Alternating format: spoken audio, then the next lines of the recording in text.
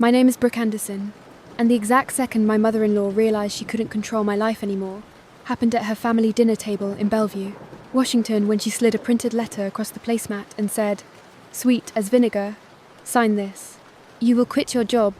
A real wife is home." I didn't raise my voice. I didn't cry. I just reached into my purse, hit play on an audio file, and let her hear her own voice in clear English, this time telling my boss, "Brooke is unstable. She's neglecting work. You should replace her." The chopsticks in her hand stopped moving. My husband's face went white, and when she opened her mouth to rewrite reality like she always did, I leaned forward and said, very calmly, "You get one choice. Respect our marriage or lose access to it." That was the night I stopped being the nice American girl she could fold into her rules. And it was the night I learned something about boundaries. They don't become real until you're willing to enforce them. 2 years earlier, I would have laughed if you told me I'd be the kind of woman who brought receipts to dinner like it was court. I wasn't raised like that. I grew up in Spokane, the kind of middle-class American childhood where dinner was loud and messy and nobody cared if the tablecloth matched the plates. My mum worked swing shifts as a nurse. My dad was a high school teacher who made grilled cheese like it was his love language. We ate tacos on paper towels sometimes. We ate frozen pizza on Fridays. We ate cereal for dinner when my mum had a rough week. And nobody confused family with control. When I met my husband, Ethan Park, I was 29 and living in Seattle, working as a project manager for a healthcare tech company. I didn't have a dream of being a boss babe. I just liked being competent. I liked paying my own rent. I liked the quiet pride of knowing my life ran because I kept it running. Ethan was gentle in a way that felt like relief. Soft-spoken, kind eyes. The sort of man who listened with his whole face. On our third date, we ended up at a little Korean spot near Linwood because Ethan said, almost shyly, "Their kimchi jjigae tastes like my childhood." He didn't talk about his family like a sitcom. He talked about them like gravity. "My mom," he said, smiling, "she shows love with food. If she likes you, she'll feed you until you can't breathe." I remember laughing and saying, "I'm from a nursing household. I can eat." If I'd known how much food could become a weapon, I might have swallowed that joke. The first time I met his mother, Mrs. Park Sin-hee, it was at her house in Federal Way on a Sunday afternoon. She lived in a tidy 2-story that smelled like sesame oil and pine sol, like she cleaned with intensity and cooked with purpose. Every surface was organized, not minimal, just controlled, like her home was a system she could manage when the world didn't cooperate. She opened the door, looked me up and down, then smiled so quickly it felt practiced. "Brooke," she said, as if she'd already decided my name would be said a certain way. "Come, eat." Within 10 minutes, I had a bowl of soup in front of me and a plate of side dishes that looked like a rainbow had been disciplined into rows. She watched me take my first bite, like she was reading a test result. "It's good," I said honestly. "Really good." Her eyes warmed. "Yes, good. Eat more." I liked her, at first, in the way you like someone who's intense, but clearly devoted. She asked me questions. Where I grew up, what I did, how old my parents were, whether Ethan was happy. But even then, there were little things. Like when Ethan went to the bathroom and she leaned in and said, "American women, they work too much. They forget home." I smiled politely. "I like my job." She nodded like I'd said something adorable and uninformed. "Work is fine, but wife is first." I told myself it was just culture. Just generational. Just an old-school mother who loved her son like she'd earned him through sacrifice. Ethan later told me the story. His mum came to the U.S. from South Korea in her 20s, worked in a dry cleaner, then at a grocery store deli, then cleaned offices at night. Ethan's dad quiet, tired, worked long hours too, and somewhere along the way, their marriage became less partnership and more survival. Sun-hee's identity became, keep the family together, which sounds noble until you realize she believed together meant under her hand. When Ethan proposed, it happened on a rainy walk near Green Lake. He fumbled the ring box like a nervous teenager and said, "I don't want a life that's just manageable. I want a life that's ours." I said yes with tears in my eyes and rain in my hair and that warm, stupid certainty you get when you believe love automatically means protection. Sun-hee cried when we told her, Then she hugged Ethan tighter than she hugged me and said to him, "Now you have wife. You must be strong." I thought it meant be a good husband. I learned later she meant be strong enough to make your wife obey. We got married at a small venue in Kirkland with string lights and a DJ who played too much Bruno Mars. My parents danced badly. Ethan's uncle got tipsy and tried to teach my dad a Korean drinking game. Sunhee wore a beautiful navy dress and smiled in photos like she'd won something. At the reception, she clinked her glass and gave a toast that started sweet and ended sharp. "My son," she said, "always a good boy. Now he has wife. Wife must take care. In Korea, family dinner is important. No matter what, you eat together." People laughed politely. I laughed too, because I still didn't understand that she wasn't describing a preference. She was announcing a rule.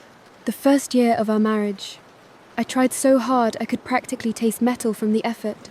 I worked full-time, sometimes more, because healthcare tech isn't exactly relaxed when hospitals are the clients and deadlines don't care about your feelings. Ethan worked as a financial analyst for a logistics company. He was good at his job, but he was also the kind of person who avoided conflict the way some people avoid carbs. And every week, like a metronome, Sunhee demanded dinner. Not invited. Demanded. Sunday at 5:30. Her house, her food, her rules. At first, it wasn't awful. I liked the routines. I liked feeling included. I liked learning how to pronounce dishes correctly. I liked watching Ethan relax, in a way he didn't at work.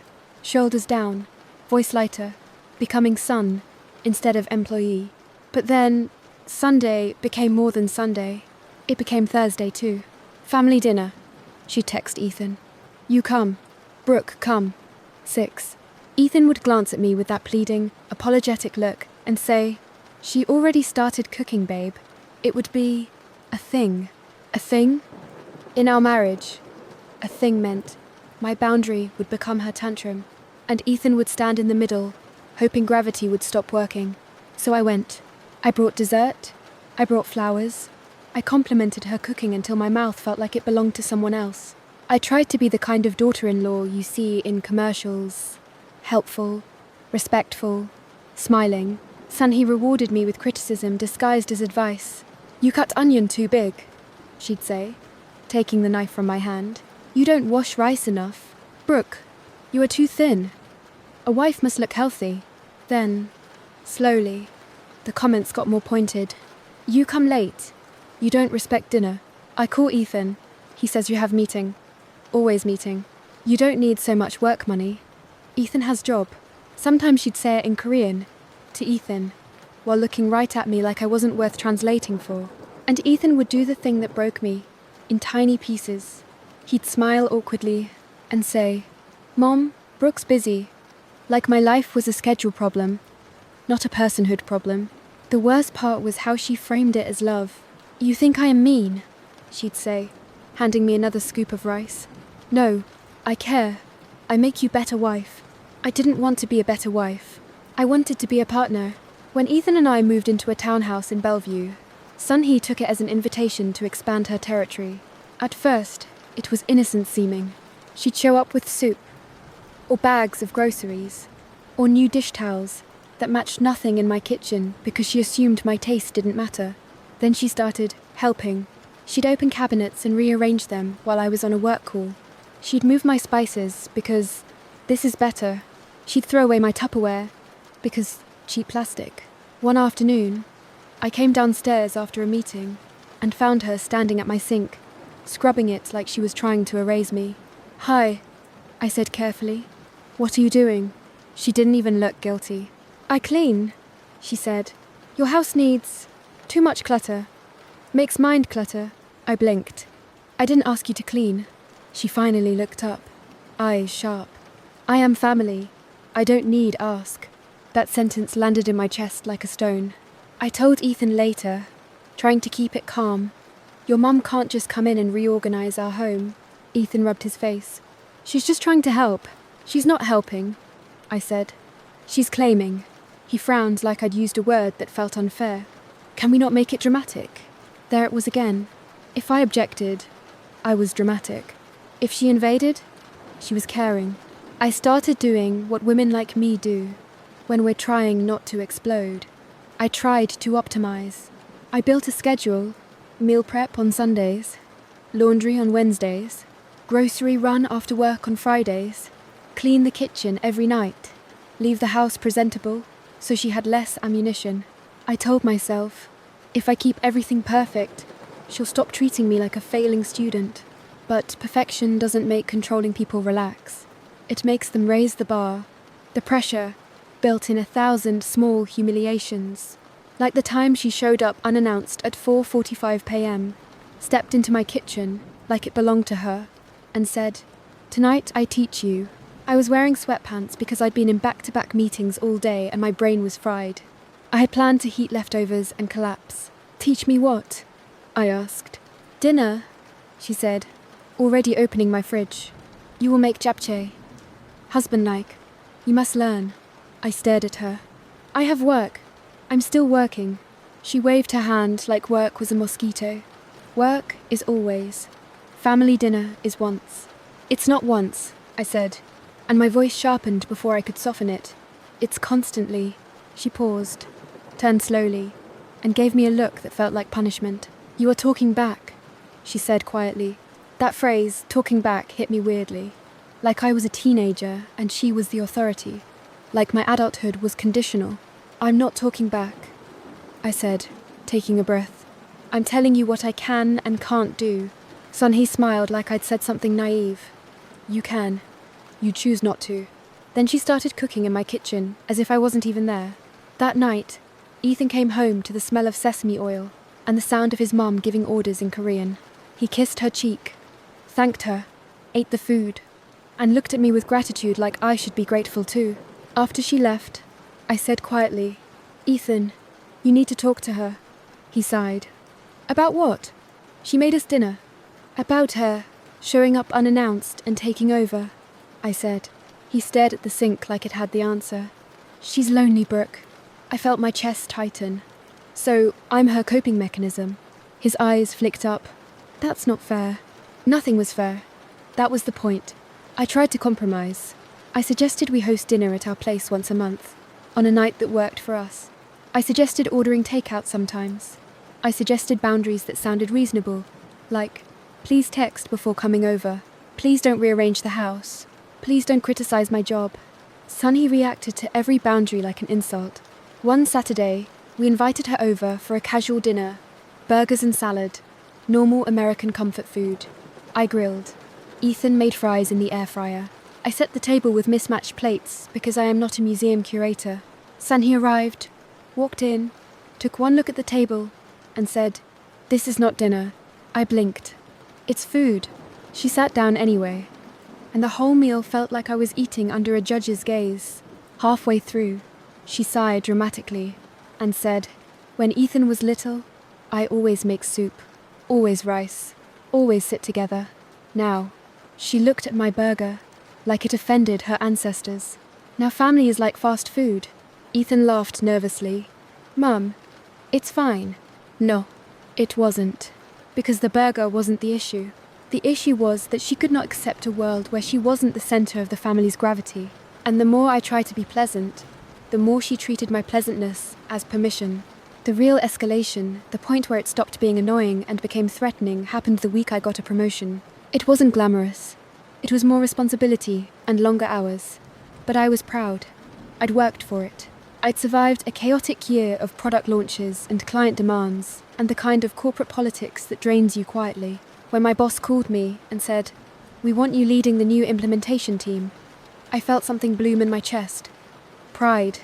Relief. That simple American thing where you think, "I'm building something." I told Ethan that night, and he hugged me and said, "I'm proud of you."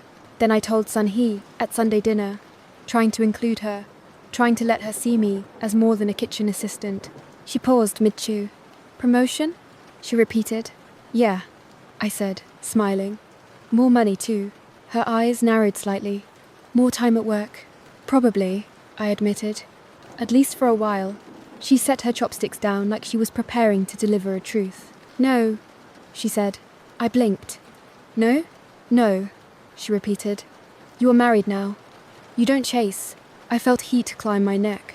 I'm not chasing. I'm working. Sunhee's voice stayed calm, which made it worse. A woman who worked too much. She loses family, Ethan said quietly. Mum. She ignored him. She looked straight at me. You want to be boss? Then who take care of Ethan? I stared at her, stunned. Ethan takes care of Ethan. It came out sharper than I intended. The table went still. Sunhee's eyes flashed. See, she said. This is American thinking. Too selfish. I felt my hands curl under the table. Ethan's foot nudged mine like a warning. Please, don't. I swallowed my anger because I wanted to get through dinner without it turning into a war. But something shifted after that. Sunhee stopped just criticizing me. She started undermining me. If Ethan and I had plans, she'd schedule dinner last minute and act wounded when we couldn't come. If I was late to dinner because of work, she'd make a dramatic show of eating without me. If I offered to bring a dish, she'd say, "No, you will mess." Then, one Tuesday, I came home and found Ethan sitting on the couch with his laptop open, expression tense. "What's wrong?" I asked. He hesitated. Mum called. My stomach tightened. "Okay," he exhaled. "She said you're not acting like a wife." I laughed once. Humorless. "What does that even mean?" "She thinks you're prioritizing work over family," he said, and the words sounded like he'd borrowed them. I stared at him. "Do you think that?" Ethan's eyes darted away. I miss you." It hurt, because I understood that. I missed us too. But his mother was turning a normal marriage challenge into a loyalty test. "I'm trying," I said, voice tight. "I'm carrying a new role. I'm doing the house stuff. I'm doing dinners. I'm doing everything." Ethan rubbed his temples. "I know." Then he said the sentence that made my heart go cold. "She thinks maybe you should step back. Just for a while. Until we have kids." I stared at him. "Did she say that? Or did you?" He looked trapped. "Brooke." "No," I said, standing up straighter. "Answer me." He swallowed. "She said it." "And what did you say?" I asked. "Silence." That silence was a betrayal, dressed as peacekeeping. I walked upstairs, shut the bedroom door, and sat on the edge of the bed, like I was trying to keep my body from fracturing. Because this wasn't just about a pushy mother-in-law. This was about my husband's inability to choose adulthood over comfort. For a week after that, I didn't fight. I didn't scream. I didn't give Sunhee the satisfaction of seeing me unravel. I got quieter. I started noticing patterns, like how Ethan's phone buzzed during dinner, and he'd glance down, tense, then soften.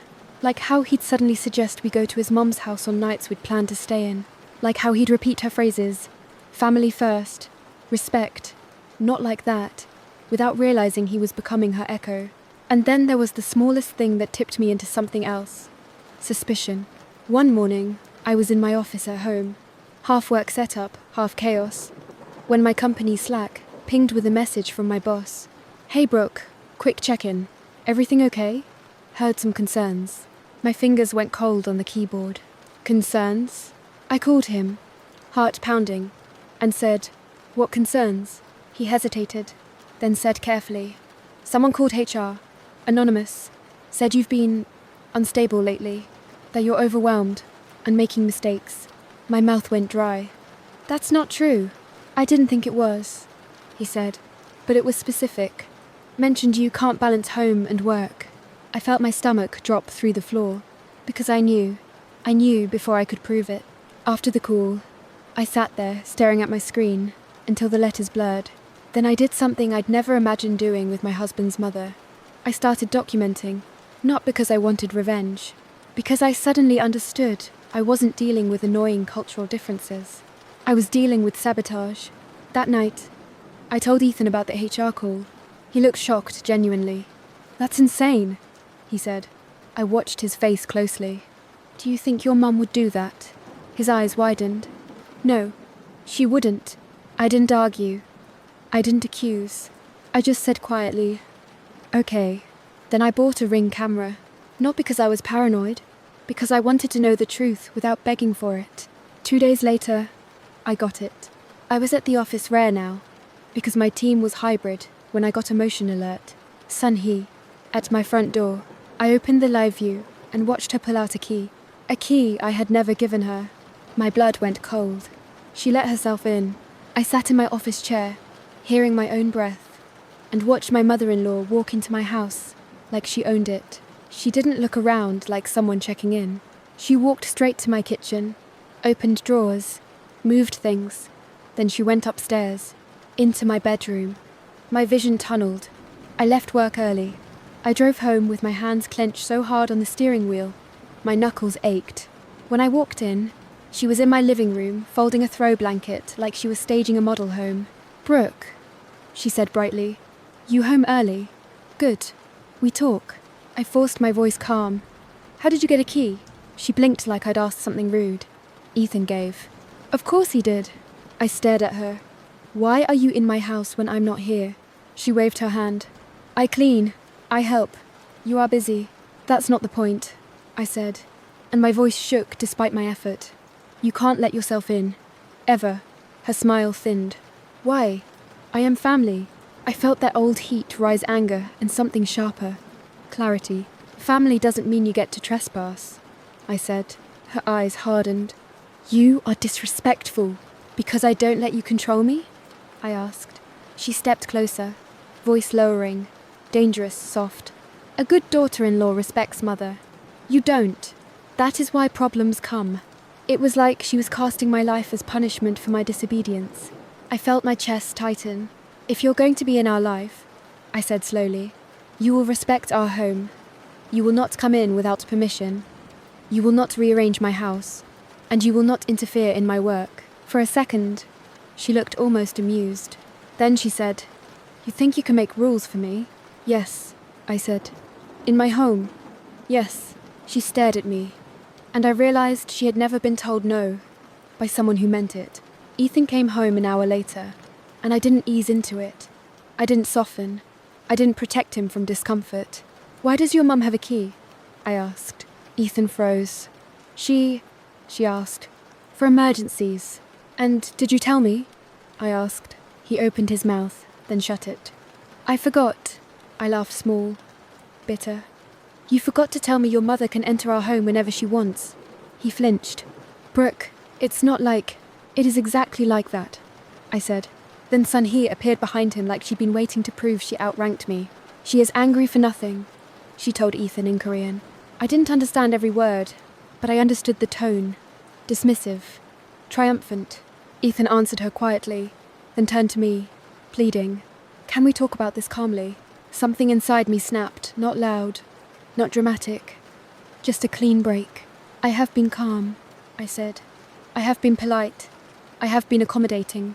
And your mum is now calling my workplace and entering my home while I'm gone." Ethan's face changed. "Wait, she called your workplace?" Sun Hee's eyes flashed. I looked directly at her. "Did you?"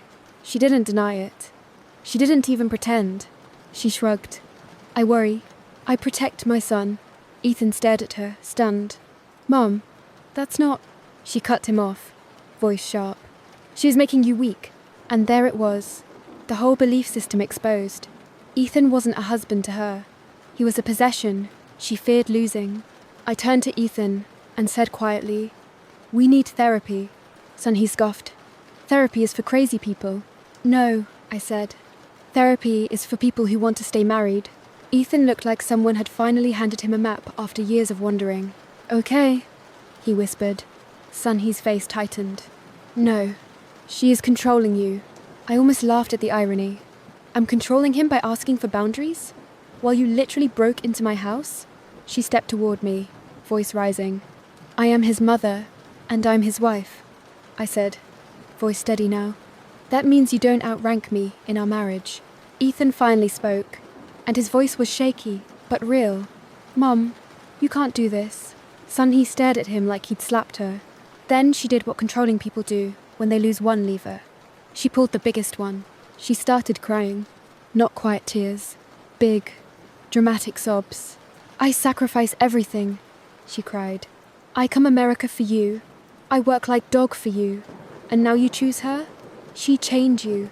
Ethan looked devastated, like he'd been trained his whole life to respond to that sound.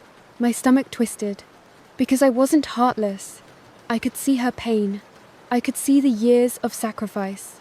But sacrifice doesn't buy ownership. I stepped back, took a breath, and said something that surprised even me with its calm. I respect what you endured, I said, but you don't get to punish me for it. Sun Hee's sobs stopped, like a faucet turning off. She stared at me, eyes cold. Oh, she said quietly. So you are smart now? And then she walked out. The next 2 weeks were the pause, where you try to pretend things can go back to normal, if everyone just behaves. Ethan and I started couples therapy with a counsellor in Redmond who had the patient eyes of someone who'd seen 100 versions of the same story. Ethan admitted, haltingly, that his mother's expectations were like a second job. She calls, he said, staring at the carpet. And I feel like, if I don't answer, I'm a bad son. The counsellor asked, and what happens if you're a bad son? Ethan swallowed. I lose her love. I felt my throat tighten, because that's the kind of fear that makes grown men shrink. We also talked about me, my exhaustion, my resentment, the way I'd been bending myself smaller so Sun Hee could feel bigger. The counsellor said something that lodged in my chest like truth. A boundary is not a request for permission. It's a statement of what you will do to protect yourself. So Ethan and I started writing ours down. No surprise visits. No key without mutual agreement. No criticism of my work in our home. No triangulating meaning. Sun Hee couldn't complain about me to Ethan, as if I wasn't a person. And here's the thing. Ethan tried. Clumsily, but sincerely. He called his mum and said gently, "Mom, you can't come over without texting first." Sun Hee said, "Okay," in a voice that meant, "I will pretend to agree until I can punish you for it." And she did. She escalated in a way I didn't expect, because it was so strategic. She didn't show up at my door screaming. She didn't throw food. She didn't do anything that looked obviously villainous. She did something worse. She rallied witnesses. She invited the extended family, Ethan's aunt and uncle, cousins, a few church friends, to a big family dinner for Seollal Korean Lunar New Year at her house. Then she called Ethan and said, sweetly, "Bring Brooke. We forgive. We start new." Ethan looked hopeful when he told me. Maybe she's trying. I didn't say what I was thinking. Maybe she's preparing a stage. We went anyway because I wasn't trying to isolate Ethan from his culture. I wasn't trying to erase his mother. I just wanted a life where my marriage wasn't a group project. Her house was packed. The table was covered in dishes. The air smelled like garlic and toasted sesame, and something heavier, expectation. Sun Hee greeted me with a smile that didn't reach her eyes. "Brooke," she said. "Sit." We sat. We ate. People made small talk. Ethan's aunt asked me about work in that polite way that's really an evaluation. Halfway through the meal, Sun Hee stood up. And that's when I knew. Because she didn't stand up like someone refilling water. She stood up like someone about to deliver a verdict. She clinked a spoon against a bowl and said, in English for the room, "I want to say something." Everyone quieted. Ethan's hand tightened around his chopsticks. Sun Hee smiled warmly at everyone, then turned her gaze to me like a spotlight. "In Korea," she said, "family dinner is sacred. Wife makes home warm. Wife supports husband." My heart pounded, but my face stayed calm. She continued, "But in America, women forget. They chase work. They become..." She paused, searching for a word, then smiled. "Selfish." A couple people laughed awkwardly. Ethan's jaw clenched. "Mom." She held up a hand to silence him. Then she turned back to me and said, "So tonight, we make a plan.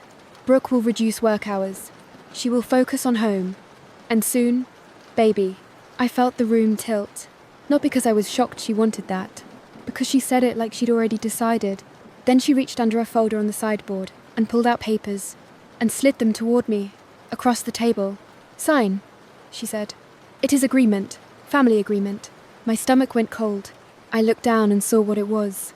A typed commitment letter, written like a contract, but without legal structure, just guilt dressed as formality. It said I would prioritize family by reducing my job responsibilities and supporting Ethan full-time at home. I looked up slowly. No. The room went still. Sun Hee's smile sharpened. "Why not?" "Because I know what I'm doing now," I thought. "Because I see the stage. Because you picked the wrong woman to corner in public. But out loud, I said, calmly, because you don't get to negotiate my career at your dinner table. Her eyes narrowed. This is not your table, she said softly. This is my family. I glanced at Ethan. He looked frozen. And that's when I realized, if I waited for him to save me, I'd keep waiting until I disappeared. So I saved myself. I reached into my purse. Sunhee watched me like she was curious what tool I'd pull out because she had never imagined the tool would be proof. I tapped my phone, hit play, and placed it on the table. Her voice filled the room, clear and undeniable. Hello. Yes. I'm calling because I worry about Brooke. She is unstable. She cannot balance home and work. She is making mistakes. You should replace her for safety. Silence slammed down so hard it felt physical. Ethan's aunt's mouth opened slightly. Someone's chopsticks clinked against a bowl. Sunhee's face went blank, then red, then sharp with fury. That is private, she hissed. It was my life, I said, voice steady. You tried to harm my career, so I'd have no choice but to obey you. Ethan's voice cracked. Mum, you called her job? Sunhee's eyes flicked around the table, calculating. Then, she did what she always did. She tried to rewrite it as love.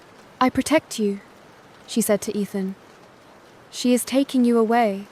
She is making you lonely. You eat alone. She is always on computer. I only worry. Ethan stood up so suddenly his chair scraped. Worry doesn't mean you sabotage her. Sunhee stared at him like she'd never seen him stand tall. Then she pivoted back to me, voice low, venomous. You record me. You embarrass me. You are not a good woman. I felt my hands tremble slightly, but my voice didn't. I didn't record you to embarrass you, I said. I recorded you because you were actively trying to destroy my stability. I turned to the table, everyone watching. Everyone suddenly aware they'd been invited to a performance they didn't consent to. I've tried, I said. I've respected culture. I've shown up. I've cooked. I've cleaned. I've smiled through criticism. And I still get treated like I'm on probation. Sunhee scoffed. Because you are not wife. Ethan slammed his palm on the table, not hard, but enough to make the bowls jump. Stop, he said, voice shaking. Stop talking about her like she's a role you can assign. Sunhee's eyes filled with tears again. But this time, they looked like rage. You choose her, she whispered. Like it was a curse. Ethan swallowed hard. I choose my marriage. And for a second, I saw the boy in him mourning, but I also saw the man finally arriving. Sunhee turned to the room, looking for allies, for sympathy, for someone to restore her power. But the room had heard her voice. The room had heard the intent. The room had felt the chill of it. Ethan's aunt cleared her throat and said, softly, Sunhee, that's too far. Sunhee's face twisted. You don't understand. I leaned forward, and this was the line I'd rehearsed in my head 100 times, without knowing I was preparing for this exact moment. Here's the boundary, I said. And it's not a debate. I took the agreement paper she tried to make me sign, and slid it back to her slowly, politely, like returning a weapon. You will not discuss my job again, I said. You will not tell Ethan what kind of wife I should be. You will not enter our home without permission. You will not contact my workplace again. Ever. Sunhee's lips parted. I continued, voice calm, lethal in its clarity. If you do, we go no contact. And yes, that means you lose access to Ethan's life. Because I'm not raising a marriage inside your cage. Ethan's cousin whispered, Whoa, under her breath. Sunhee's eyes flashed. You think you can take my son? Ethan answered, before I could. No, he said, voice breaking. You're the one pushing me away. Sunhee stared at him, stunned. Then, like a final strike, she said, Fine, go. See if she stays when you are weak. Ethan looked like he might cry. I did cry. Later. In the car. Quietly.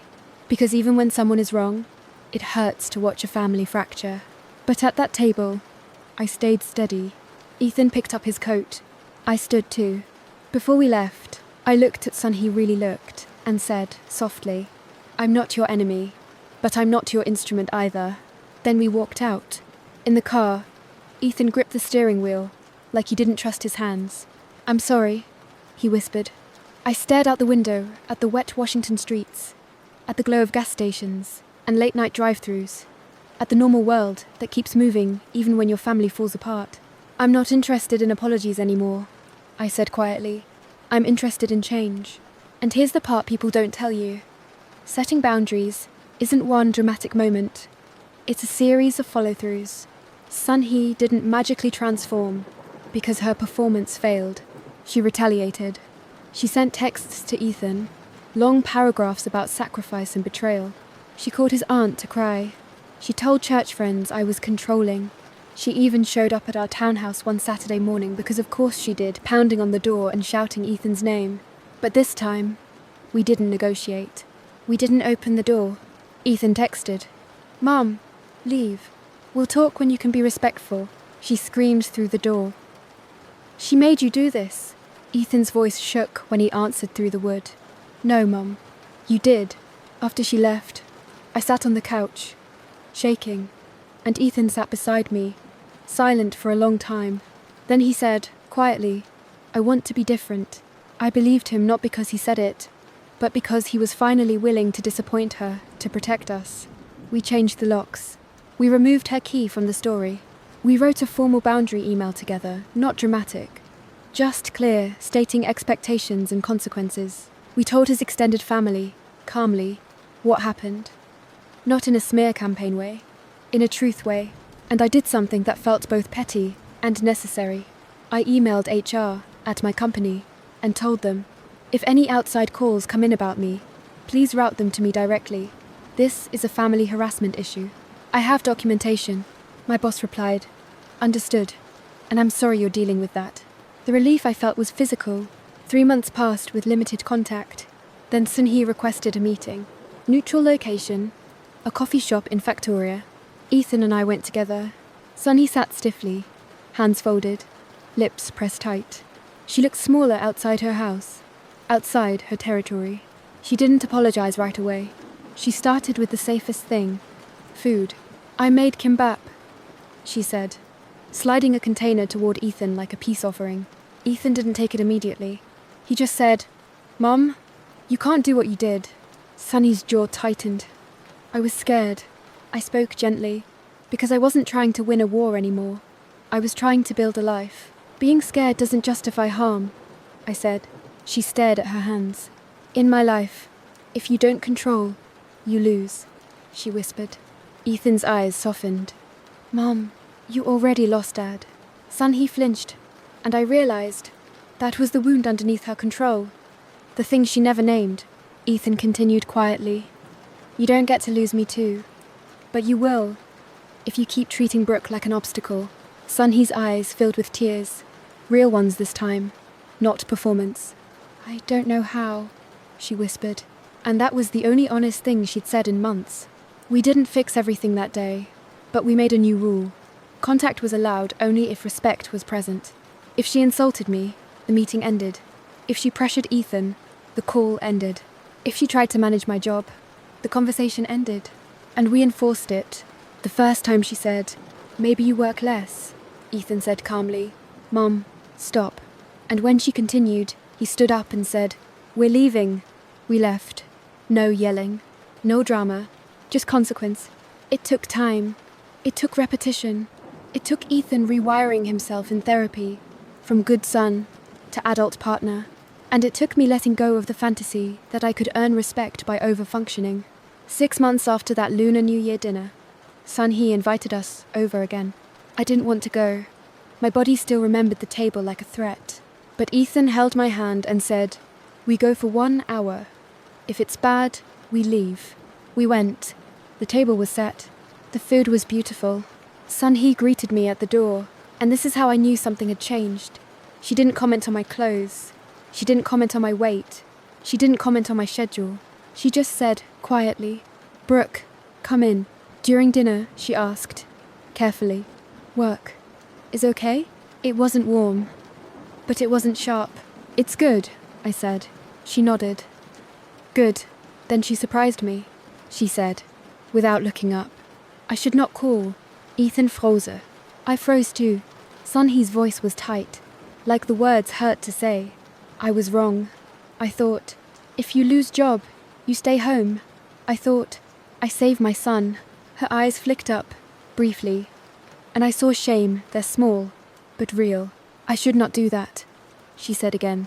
I didn't forgive her in a movie moment way, but I felt something loosen in my chest. Thank you for saying that, I replied. Sunhee nodded once, as if acknowledging a difficult truth, then went back to eating, like she hadn't just moved a mountain. That's how it got better. Not with grand gestures, with small, hard changes. Now, a year later, family dinner still exists, but it's different. Sometimes it's at her house, sometimes it's at ours, sometimes it's takeout. Sometimes we skip it, because we're tired, and our marriage matters more than tradition. Sunhee still loves food like it's a language. I've learned to receive it without letting it become a leash. And Ethan? He's still gentle, still kind. But now there's steel underneath it. The steel of a man who finally understands that love doesn't mean surrendering your spouse to keep your mother comfortable.